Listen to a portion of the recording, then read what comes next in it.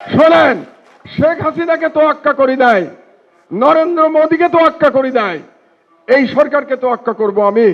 তা আমি জানতে চাই, বাংলাদেশে মৌলবাদের উত্থান ইফতেখারুজ্জামান কোথা থেকে দেখলেন আবার নতুন করে? এই একই বয়ান দিয়ে বাংলাদেশে ফ্যাসিবাদ প্রতিষ্ঠা হয়েছে। শেখ হাসিনা 16 বছর ফ্যাসিস্ট শাসন চালাতে পেরেছে, এই মৌলবাদের কার্ড ফেরি করে তারা চালাতে পেরেছে। এই মৌলবাদের কার্ড ফেরি করে বাংলাদেশে গুম খুন হয়েছে। এই মৌলবাদের কার্ড ফেরি করে বাংলাদেশে আয়নাঘর হয়েছে।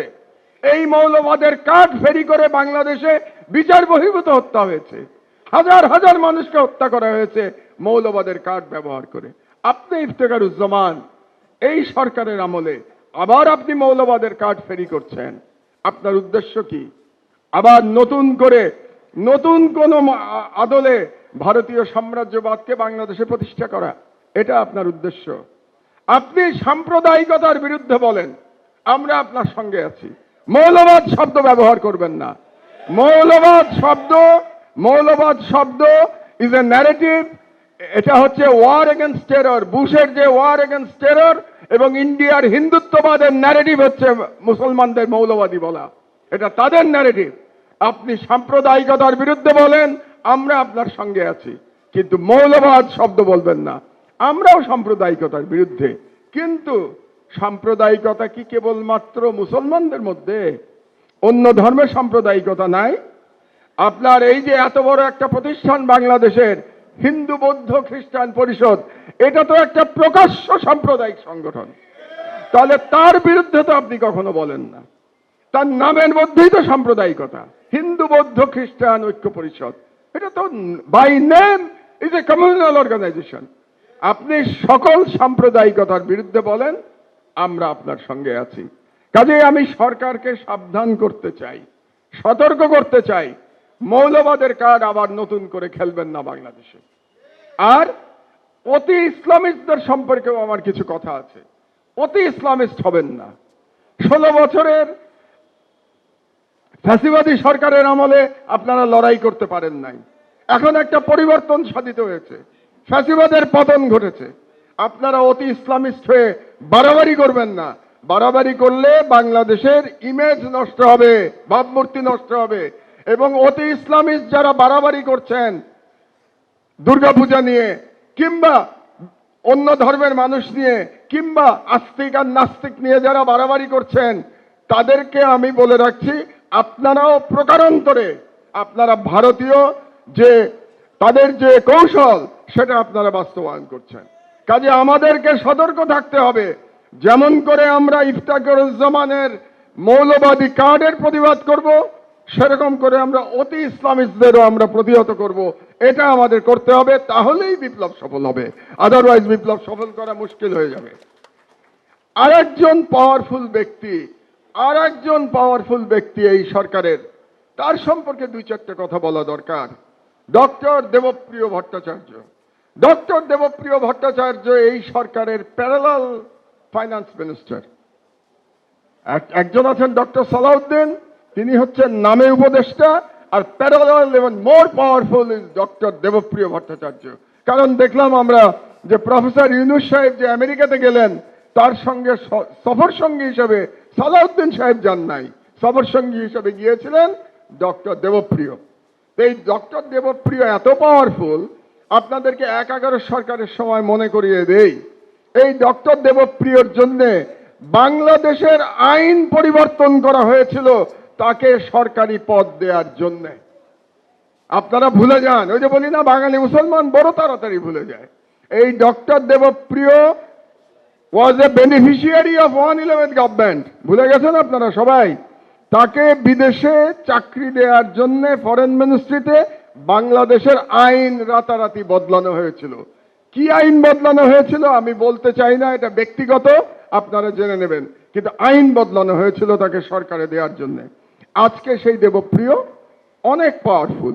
এই দেবপ্রিয় 2005 সাল থেকে পুরো 11 সরকারের সময় বাংলাদেশে ইন্ডিয়ান করিডোর দেওয়ার জন্য তিনি প্রতিদিন ক্যাম্পেইন করেছেন। বিদেশিদের টাকা নিয়ে প্রতিদিন সেমিনার করেছেন তিনি যাতে বাংলাদেশে তথাকথিত করিডোর, তথাকথিত ট্রানজিট দেওয়া হয়। এবং তার বক্তব্য কি ছিল সেদিন মনে করে দেখেন। আবারও আপনাদের স্মরণ শক্তি মানে আমি হেল্প করছি আপনাদের মনে করার জন্য। তিনি এই বয়ান ফেরি করতেন যে ট্রানজিট দিলে পরে ট্রানজিট থেকে আমরা যে শুল্ক পাবো সেই শুল্ক দিয়ে বাংলাদেশ সিঙ্গাপুর হয়ে যাবে। সেই শুল্ক দিয়ে নাকি আমরা এত টাকা পাবো ভারতকে ট্রানজিট দিলে পরে যে ওই টাকাতেই বাংলাদেশের ফরেন কারেন্সির সব প্রবলেম সলভ হয়ে যাবে, আমাদের আর ফরেন কারেন্সি লাগবে না। দেবপ্রিয় বাবু, আমি জানতে চাই আপনার কাছ থেকে এই গত 16 বছরে ট্রানজিট থেকে কত ডলার আয় করেছে বাংলাদেশ, আমি জানতে চাই এটা। আজ পর্যন্ত আপনাদের কোনো সাংবাদিক এই প্রশ্নটা সরকারকে করে নাই। আসলে 16 বছরের চাটুকারিতা করতে করতে আপনাদের সাংবাদিকদের আর ব্যাকবোন বলে কোনো জিনিস নাই। আপনারা যে যে মন্ত্রীকে তো শুধু চাটুকারিতা করেন, আপনারা মন্ত্রীকে তো কেউ প্রশ্ন করেন না। আমরা তো দেখেছি সংবাদ সম্মেলনের নামে কি হয়, তো আমরা দেখেছি এই দেশে।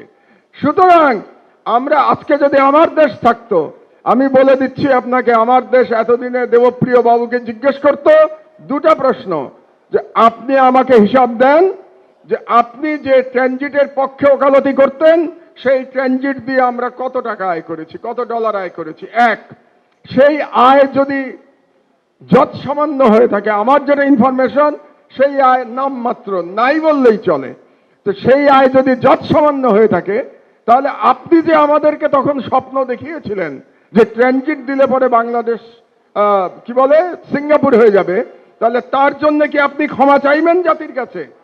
আমি দাবি করছি দেবপ্রিয়কে ক্ষমা চাইতে হবে দাবির কাছে। শোনেন, শেখ হাসিনাকে তোয়াক্কা করি নাই, নরেন্দ্র মোদীকে তোয়াক্কা করি নাই, এই সরকারকে তোয়াক্কা করব আমি? জেল জুলুম আমার হজম হয়ে যায়, ও কিচ্ছু যায় আসে না আমার জেল জুলুমে। সুতরাং এই সরকারের ক্ষমতাবান ব্যক্তি ডক্টর দেবপ্রিয়, এই সরকারের ক্ষমতাবান ব্যক্তি ডক্টর ইফতেখারুজ্জামান, এদেরকে কে নিয়োগ দিচ্ছে? ইউনূস সাহেব একবার বলেছিলেন ওনার নিয়োগকর্তা নাকি ছাত্ররা।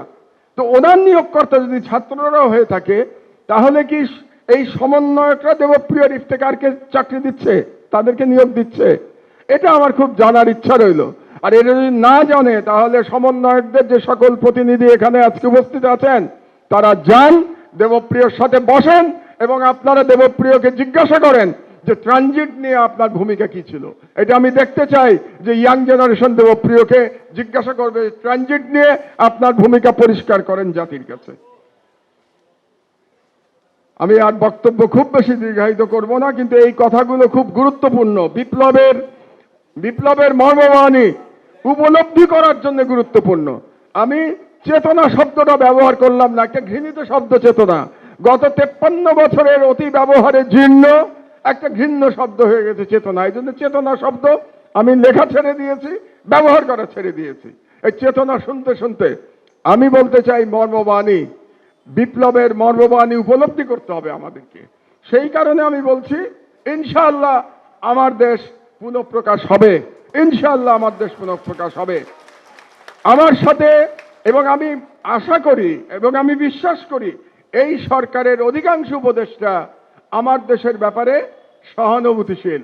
তারা চান যে আমার দেশ চালু হোক। কিন্তু এখানে দেবপ্রিয়রা আছেন, ইফতেখারুজ্জামানরা আছেন, এখানে দেবপ্রিয় এবং ইফতেখারুজ্জামানদের যে সোশ্যাল মিডিয়া প্রমোট করে সেই সোশ্যাল মিডিয়া আছে এবং এদের প্রশাসনে দোসররা আছে। তারা আমার দেশের পুনঃপ্রকাশ চায় কিনা এটা নিয়ে আমার সন্দেহ আছে। কাজে এই ব্যাপারে আপনারা সাবধান থাকবেন, সচেতন থাকবেন। তবে যদি আমার দেশ প্রকাশে কোন রকম বাধা সৃষ্টি করা না হয় তাহলে আবার আমরা রাজপথে আন্দোলন শুরু করব। রাজপথে তো আমাদের কোনো ভয় নাই, রাজপথের আন্দোলনকে তো এই সরকার আটকাতে পারবে না। তা আমি আশা করতে চাই এই সরকার, আমাদের সরকার আমি বলতে চাই, কারণ এই সরকার আবু সাঈদের, শহীদ আবু সাঈদের রক্তের উপর দিয়ে প্রতিষ্ঠিত। যে সরকার শহীদ আবু সাঈদের রক্তের উপর দিয়ে প্রতিষ্ঠিত সেই সরকারকে বলতেই হবে আমাদের সরকার। সেই সরকার ভুল ত্রুটি করতে পারে, তারপরেও সেই সরকার আমাদের সরকার।